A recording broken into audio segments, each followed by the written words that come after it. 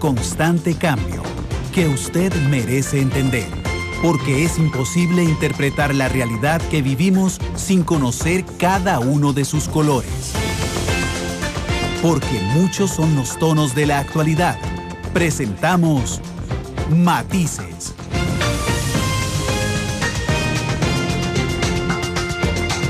Una producción de Noticias Monumental.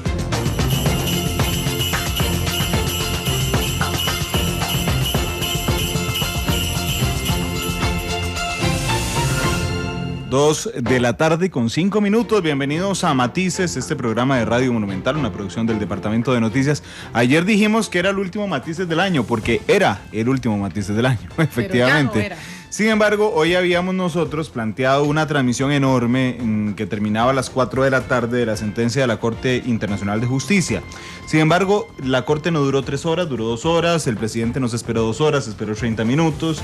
Y bueno, salimos rapidísimo de este tema, pero es un tema que merece mucho análisis y por eso quiero agradecer a nuestro invitado de hoy, don Álvaro Ramos, quien le avisamos esta mañana ante el cambio de plan. Le dijimos, don Álvaro, ¿puede venir a Matices? Y don Álvaro, siempre disponible para nosotros, pues está aquí con nosotros esta tarde. Don Álvaro, ¿cómo le va? Último Matices del año. Buenas tardes, es un gran honor que me da usted y todos aquí la compañera Isel de Monumental de poder participar en algo y en un día que en realidad los costarricenses estamos con gran regocijo. Sin duda alguna, Isel, ¿cómo estás? Nuestra productora, ¿qué tal? Buenas tardes. Hola, buenas tardes, Randall, Álvaro. Muchas gracias a toda la gente que nos está siguiendo a esta hora. Sin duda es un tema que merece más análisis y aquí se lo vamos a dar durante la siguiente hora.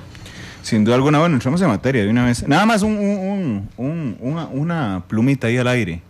¿Cómo el MEP va a convocar una conferencia de prensa a la misma hora de la sentencia de la Corte Internacional de Justicia? Rica, pero principalmente del Ministerio de Educación, sí. Lástima, porque se pudieron haber anunciado bastantes proyectos que de hecho implementó el MEP. Hay algunas estadísticas que le benefician mucho al Ministerio de Educación Pública, pero bueno, no se pudieron dar a conocer el bien. El mismo día de la sentencia de la Corte.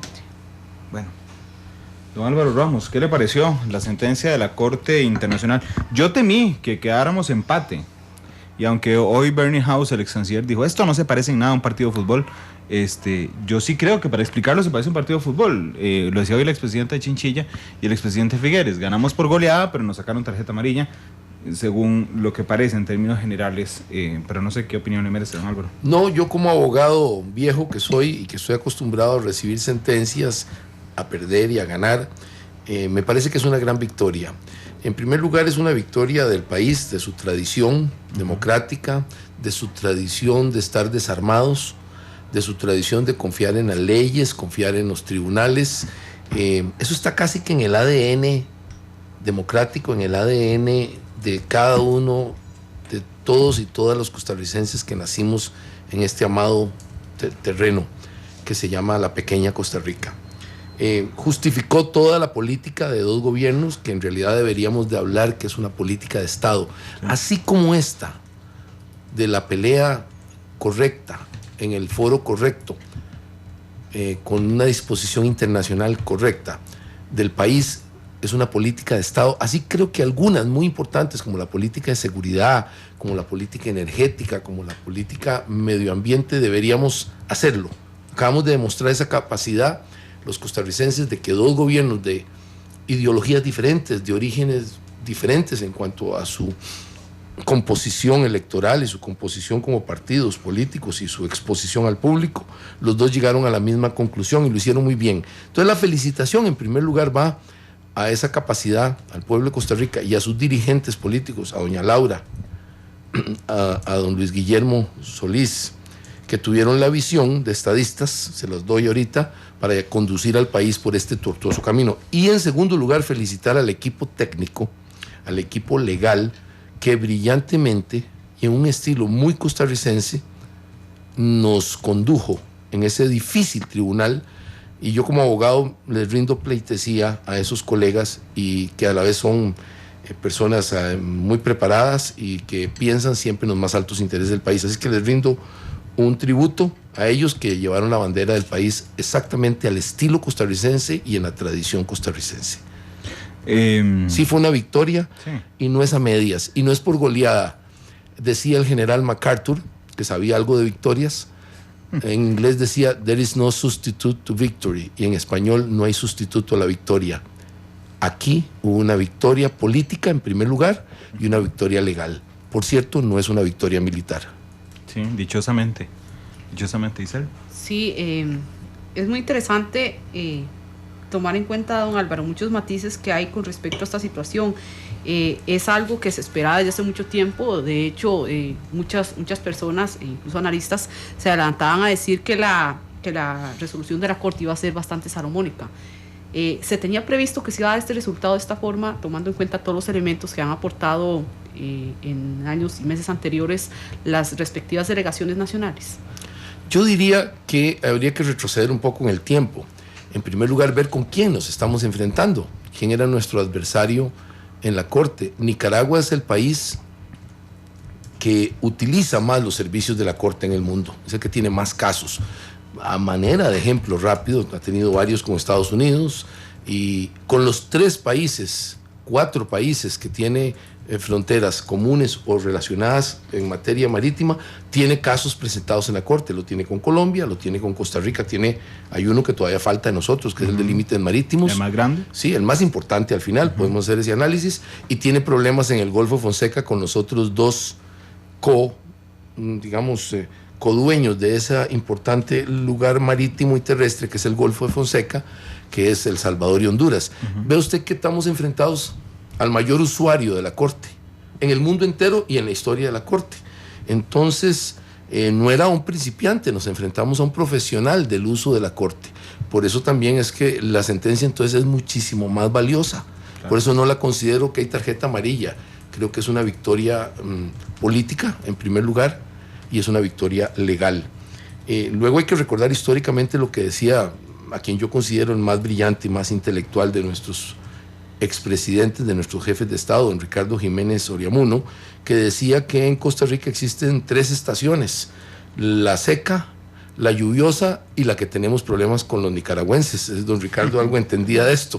Entonces, si eso es cierto, creo que esta victoria debería servir para que los 2 países entren en una cierta etapa de relaciones normales. Concuerdo con el presidente de la República cuando dice, bueno, ya se dilucidó en la Corte el asunto, ahora viene la etapa de normalizar las relaciones bilaterales. No puede ser cierto que 2 pequeñísimos países minúsculos como Nicaragua y Costa Rica, con economías que necesariamente tienen que estar juntas en un largo periodo de tiempo, con poblaciones que evidentemente tienen un intercambio personal, familiar, de carácter muy importante.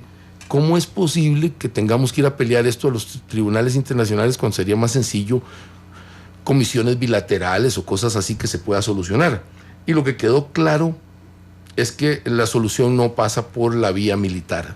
Tal vez es la enseñanza más importante. A Nicaragua le ha enseñado que por más que tenga un enorme ejército y que ha sido dominante ese ejército en la historia de ese país, esa institución en este caso le sirvió más bien para meterse en un lío. La ocupación militar de la isla Portillos, la sección esa que fue usurpada, le sirvió sus Fuerzas Armadas para quedar hoy muy mal parada a nivel internacional. Así que queremos, gracias a Dios, también y reconocerle a las personas que contribuyeron en Costa Rica a que no tuviéramos ejército. Es un reconocimiento. Todo eso está. Esos son los insumos que nos llevaron a tener la gran y grata sorpresa del día de hoy. De hecho, Rosario Murillo, la primera dama nicaragüense, que también es la vocera del gobierno de Daniel Ortega, ha señalado hace un par de horas que el gobierno de Nicaragua reconoce y acata la decisión de la Corte Internacional de Justicia. Eso sí, resaltó algunos puntos de la sentencia, como las labores de dragado en el río San Juan, que no tiene que informarle a Costa Rica sobre eso. La Corte fue clara, además de que la trocha tica violó las leyes al no presentar los estudios ambientales previo a la construcción, algo que fue la regañada esta mañana de la Corte Internacional de Justicia, pero que no era el tema. El tema era si habíamos generado grave daño en el río San Juan, y la Corte determinó entonces que no. Don Álvaro, usted como abogado sabe que en la sentencia no se puede lograr todo, ¿verdad? Porque tiene un formato, las partes piden específicamente cosas, y entonces puede ser que en un caso penal a usted le den la sentencia que usted pidió al sospechoso, pero no la indemnización, o un poquito menos de cárcel, ¿verdad? Hay muchos detalles. En este no nos vamos con 100%, todo lo que pedimos, pero nos vamos con lo fundamental.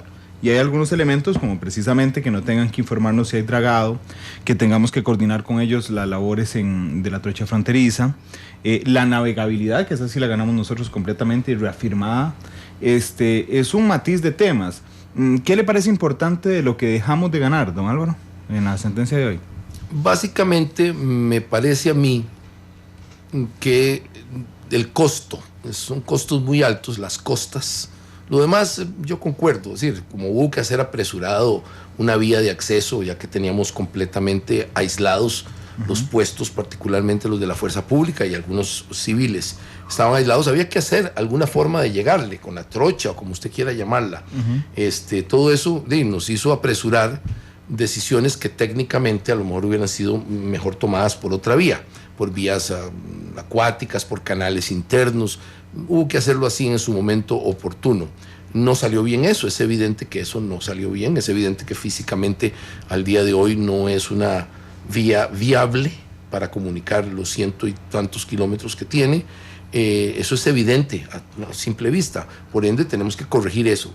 ¿Qué no salió bien? Bueno, eso no salió bien, esa parte como tal no salió bien, pero más importante que eso, que era pasable, es que no hayan condenado a Nicaragua en costas. Como abogado, usted me lo está preguntando, si claro, yo fuera el abogado de la parte, en la parte costarricense, me hubiera gustado que condenaran a Nicaragua en costas, porque nos hizo incurrir en 4.8 millones, ese era el último dato que teníamos de dólares, cerrémoslo en 5 millones de dólares por comodidad ya a la fecha, nos hizo incurrir en eso y es un gasto innecesario para países que no están para estar en esas, digamos, vicisitudes innecesarias. Lo podíamos haber arreglado a nivel personal. Creo que Ortega hizo todo esto con un solo fin. El primero era reelegirse hace aproximadamente 4 años y lo logró. El único elemento en el que él puede unificar a la tan dividida y sufrida sociedad nicaragüense, hoy estaba haciendo un recuento yo, y imagínese usted que en conflictos armados de una u otra forma, de una u otra índole, de ideologías diferentes o simplemente de quítate vos para ponerme yo, Nicaragua tenía 52 conflictos significativos de 1856 a la fecha. Es una locura, es un país que ha vivido en conflicto, es decir, ese es el país que tenemos al norte de nosotros, un país que ha vivido permanentemente en conflictos. Es una locura. Entonces, vamos a ver, lo primero que tenemos que hacer es bajar el tono, ambas partes, y solucionar algunos de los problemas que tenemos de inmediato. El primero, el límite marítimo. Vamos a continuar gastando millones de dólares cuando podemos ponernos de acuerdo si fuera del caso. Claro. Hay que tomar en cuenta Colombia, de una vez arreglar el asunto con Colombia. Sí, tomar en cuenta que quién sabe qué va a hacer Maduro para financiarle eso a Nicaragua. Aquí, ahorita tocamos ese tema. Ese tema es el más sensible. 2, el problema de los cubanos.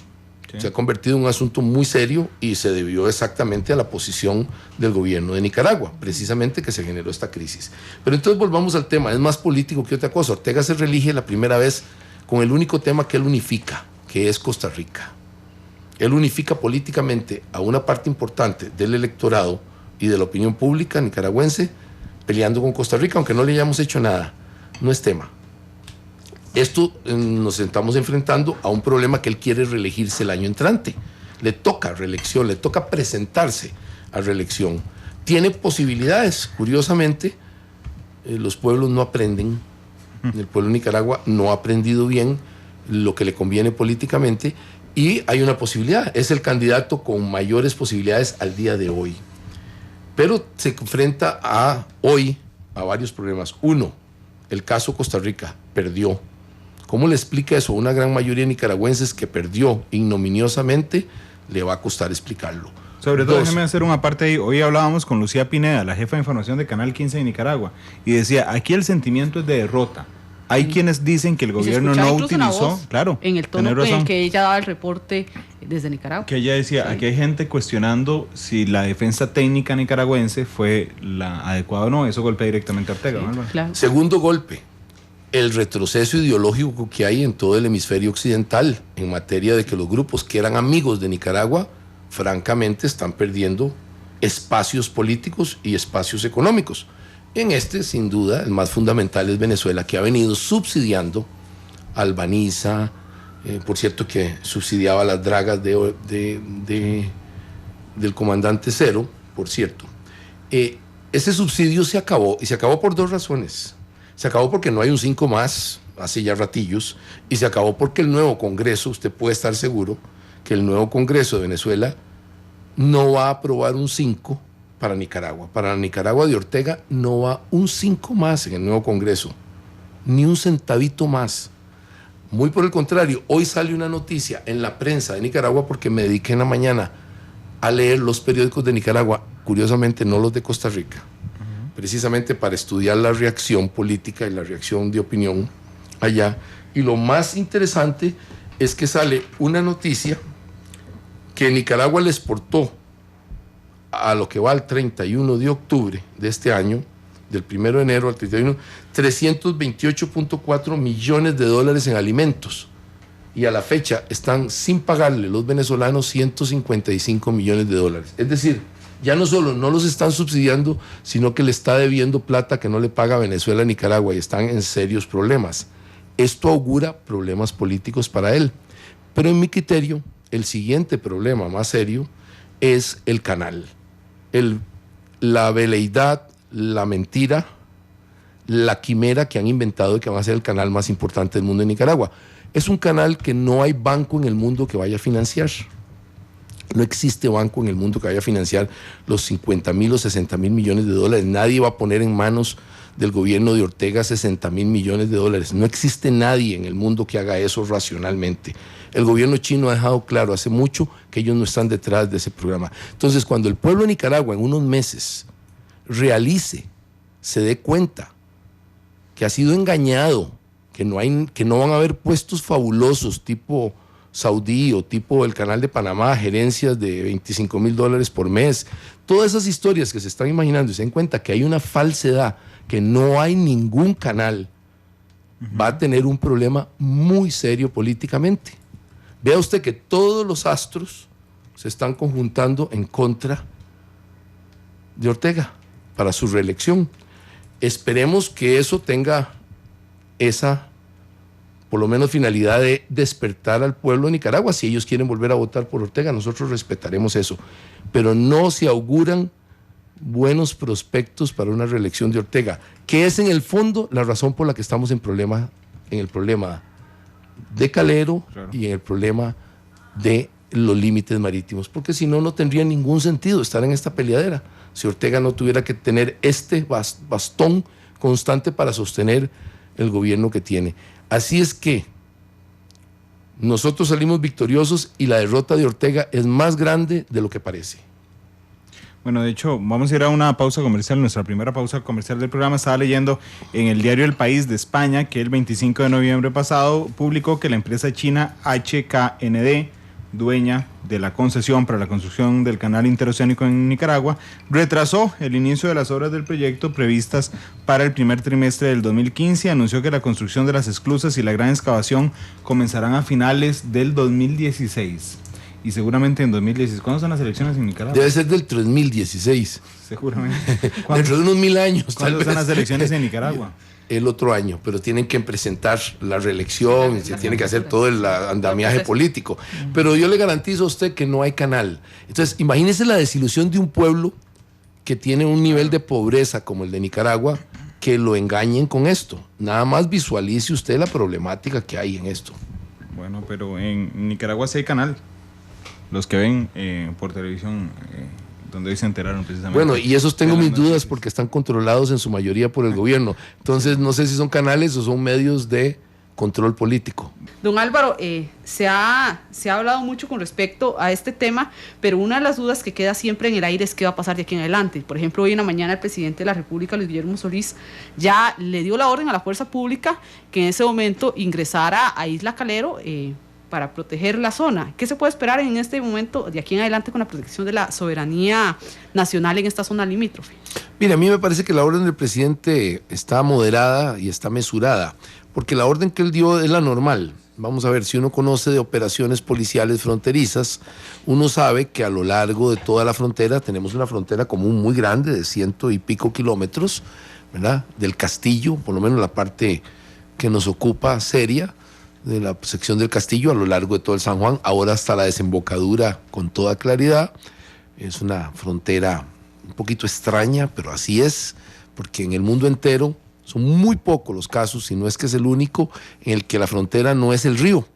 El río debería ser la frontera, deben ser aguas comunes. En este caso concreto, la frontera es nuestra borde sur, desde el punto de vista o nuestro parte fronteriza norte, depende cómo se vea. Es rarísimo, pero así es como es. Y luego tenemos una parte terrestre, y luego tenemos una parte que es más indeterminada, que es lo que se conoce como Bahía Salinas, y ahí es un poco indeterminada las aguas también.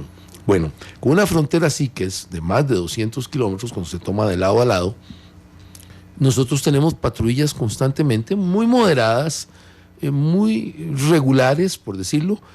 Son los muchachos de la Fuerza Pública, los muchachos especializados de la Policía de Fronteras, que hacen un patrullaje normalmente a pie, normalmente en parejas, una cosa sencilla, que van cubriendo puesto a puesto lo que llamamos los deltas, de los cuales sin duda uno muy importante que todo el mundo conoce es el Delta Costa Rica, que es donde más o menos todas estas cosas tienen como un epicentro de funcionamiento desde tiempo inmemorial. La entrada, la boca, donde el agua se desvía del San Juan y coge hacia el Colorado y sale ya todo por territorio costarricense. Estas son las secciones importantes. Ahí hemos patrullado. En la misma Calero se ha patrullado respetando lo que dijo la Corte en las medidas cautelares que indicó, hasta el punto en que no se puede patrullar. Pero lo que dice el presidente es: ahora vamos a patrullar esa zona con gran moderación, cero concentración de fuerza pública, cero, por supuesto, militarización de la zona, no se necesita. Así es que eso lo haremos. El problema creo que tiene es Nicaragua con las fuerzas militares, que son moderadas también, no son muchas, que tiene localizadas en un lugar que se llama, digamos, una pequeña bahía, que es la bahía Harbor Head, que en realidad es Portillos, la laguna Portillos. Este punto tienen un grave problema ellos, porque ahora quedaron como encerrados dentro del territorio costarricense. Es territorio de Nicaragua esto para... Sí, la laguna es territorio de ellos, y un pequeño playón que hay ahí en relación al resto es de ellos. Entonces ahora quedaron enclavados y no podrán suplir normalmente, tienen que salir a mar abierto, lo que hace una gran problemática para el tipo digamos, de operación logística que tienen que tener ahí. Nosotros no, nosotros seguiremos con ese patrullaje tranquilo de la fuerza pública, recuperaremos ahí. Yo recomendaría claramente que hagamos una labor a la que los costarricenses estamos acostumbrados y siguiendo las instrucciones originales de la Corte, que era y de Ramsar, de la organización Ramsar, que es que hagamos una recuperación de los daños hechos, ¿verdad?, por el personal especializado, no de seguridad pública, no de las fuerzas policiales nuestras, ni mucho menos, sino de los institutos como la Universidad de Costa Rica, como las ONG que son especializadas en humedales, etcétera, en la protección de estos medio ambiente importantísimo para la humanidad, y que utilicemos el personal que ha venido recuperando, gracias a Dios, esa zona del Ministerio de Ambiente. Esta sería más bien la labor. Esto sería una retoma de las instituciones del Estado, todas las que tengan que estar envueltas, pero que hagan más bien que el entuerto que hizo el comandante Cero lo reversemos y lo pongamos todo en su corrección. Esta es en realidad la labor que falta, no es una labor policial la que nos acontece. Es que a eso iba, don Álvaro, también. La soberanía se ejerce, ¿verdad? Se ejerce a través de los servicios. Es decir, si en Isla Calero o Isla Portillos existieran medidores de acueductos alcantarillados, instalación eléctrica, estuvieron EVAIS, una escuela, en realidad Eden Pastora no podría haber hecho esto. Lo hizo porque sí era nadie, y Costa Rica lo abandonó durante muchos años. ¿Qué hacer más allá de lo policial, ahora sí, desde la soberanía del Estado, para apropiarse, digamos, de ese territorio, y que efectivamente la gente que vive y tiene fincas en ese territorio se sientan acuerpados y abrigados por la soberanía costarricense? No, y como le repito, siguiendo las instrucciones que nos había dado al puro principio de la Corte, a recuperar los humedales, a cerrar los caños que se hicieron ilegal, ha quedado eso establecido. Sí. Esto es, creo, la labor que sigue, y no la veo tan difícil. Creo que los costarricenses estamos perfectamente preparados para esa labor. Exactamente para eso estamos ellos. Pedimos ayuda internacional. Yo involucraría con gran gusto a Ramsar, a todas esas organizaciones que tienen mucho que enseñarnos al respecto, y nos daría legitimidad, como usted lo está poniendo, don Randall, nos daría posicionamiento y todo el mundo estaría perfectamente satisfecho. La más satisfecha probablemente la Corte, de ver que las instrucciones originales se siguen cumpliendo, y me parece que por ese es el lado donde yo recomendaría que haríamos, y pequeñas patrullas que hagan ahí. Pero creo que la labor final, don Randall, es que, vuelvo a repetirlo, países tan pequeños como los nuestros deberían empezar a buscar a raíz de esta sentencia una forma de contacto, tal vez a niveles menores al principio, a niveles normales, y ir escalando hasta que llegue al máximo nivel político. Señor Presidente de la República, señor Ministro de Relaciones, señor Ministro de Seguridad Pública, la gente de inteligencia. ¿Por qué lo digo? Porque, por ejemplo, voy a poner un ejemplo mundial. Israel tuvo durante mucho tiempo, y todavía lo tiene, un bloqueo prácticamente diplomático a nivel de África entera, para poner, a raíz de los conflictos que había tenido con los árabes. Y el organismo de inteligencia, la Mossad, servía de Ministerio de Relaciones Exteriores. Claro. Las relaciones las llevaban ellos, y las llevaban bastante bien. En este caso, creo que podemos establecer algunos mecanismos con Nicaragua, con mandos normales de Nicaragua, ir recuperando, por ejemplo, a poner algo, la cooperación frente al crimen organizado, frente a los fugitivos. Tenemos el problema de Pollo, para poner un ejemplo, uno muy claro, ¿verdad? De un jefe criminal que está preso en Nicaragua, pero que es de gran interés para Costa Rica. Recuperar la cooperación a nivel de problema criminal que nos está agobiando a los dos, evidentemente, a toda Centroamérica, es un elemento que yo no veo por qué no podamos, a nivel de las autoridades judiciales, los casos que tengan que judicializarse, y eventualmente terminar teniendo algunas reuniones bilaterales normales en las que se regularice el problema migratorio. Nicaragua tiene un problema migratorio monstruoso, envía constantemente a su población en forma ilegal a Costa Rica y a otros países. Eso podemos empezar a pensar en fórmulas de regularizar todo eso, y que ellos también regularicen la relación con nosotros. Usted nota, por ejemplo, inconsistencias que son productos de esta política de aislamiento innecesario, como que los empresarios nuestros están hablando de tener un ferry. Imagínense qué ridículo, cuando lo deberíamos tener es trenes que corran por toda Centroamérica, lleven personas y productos a gran velocidad día y noche, las 24 horas del día, con gran seguridad. Estamos volviendo a la época de los españoles, a que el tránsito más importante es marítimo, lo cual, vea la inconsistencia en la que estamos, y todo es producto de la política tan hostil del gobierno de Ortega. Y vea qué digo del gobierno de Ortega, no necesariamente del pueblo de Nicaragua. Siempre, una y otra vez, usted me verá referirme al gobierno de Ortega. Esa tradición de ellos de que todo se arregla por revolución, por votar el orden establecido, evidentemente no está dando sus frutos, porque yo he sostenido, y creo que en algún momento lo dije aquí en el programa, solo para ilustrar, ya que hoy tenemos una situación agradable. La frontera entre Estados Unidos y México es la frontera más importante del mundo, ¿verdad? Esto creo que lo dije en un momento aquí, quiero repetirlo porque es apropiado. Es la frontera donde más criminales pasan día a día, donde más drogas se pasa día a día, donde más dinero se lava día a día.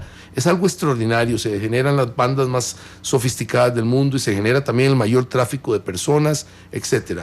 Y eso se debe, así simplificando el asunto, a que las diferencias económicas entre Estados Unidos y México son importantes y generan esas turbulencias sociales y de tipo migratorio. Bueno, para ilustrar, las diferencias económicas entre Nicaragua y Costa Rica son más grandes que entre México y los Estados Unidos, y no tenemos, salvo por lo que hace el gobierno de Ortega, no tendríamos turbulencias. El pueblo de Costa Rica ha sido extraordinariamente paciente. Un número rápido: un costarricense promedio es 4 veces más rico que un nicaragüense promedio. Vea la increíble diferencias económicas que hay. Más bien es mágico que podamos solucionar los problemas así. Cuando se dan esas diferencias tan extraordinarias en muchos factores de desarrollo humano, usted tiene necesariamente tensiones, y más en la frontera.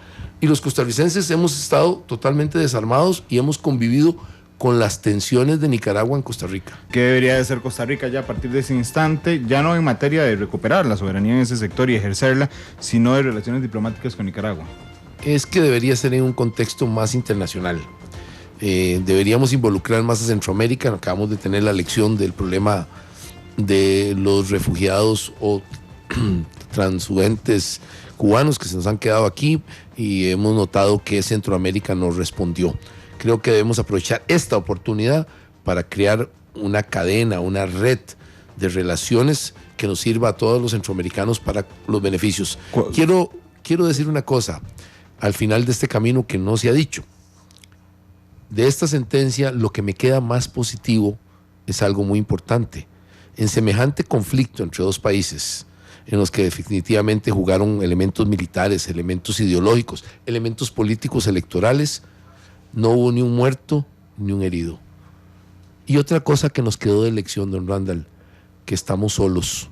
No tuvimos aliados, que es una cosa en la tradición política costarricense. Existía una falsedad, una mitología que nos iban a venir a ayudar a los países porque estamos desarmados. Tuvimos que recurrir a nuestros elementos tradicionales, gente experta en la ley, los tribunales, pero no tuvimos aliados. Esta lección es extremadamente importante para el pueblo de Costa Rica, sí, que tiene que valerse con sus propios medios. Jamás, Randall, volver a confiar, y amigos y amigas, en que alguien nos va a salvar. Todo debe depender de nosotros mismos y por ende, políticamente los intereses deben ser los de Costa Rica los que prevalezcan. Magnífico cierre, don Álvaro Ramos de Matices. Gracias, don Álvaro. Gracias, Giselle. Bueno, y feliz Navidad a todos, feliz año, porque ahora sí este es el último programa. Ahora sí. Y mañana hacemos otro. No, este es el último programa de Matices del año. Muchas gracias de verdad por 365 días de fidelidad. Y bueno, dichosamente, hoy lo dije al cierre del noticiero, el pabellón nacional hasta hoy en la mañana mutilado ondea íntegramente sobre todo el territorio nacional. 2:57, feliz tarde.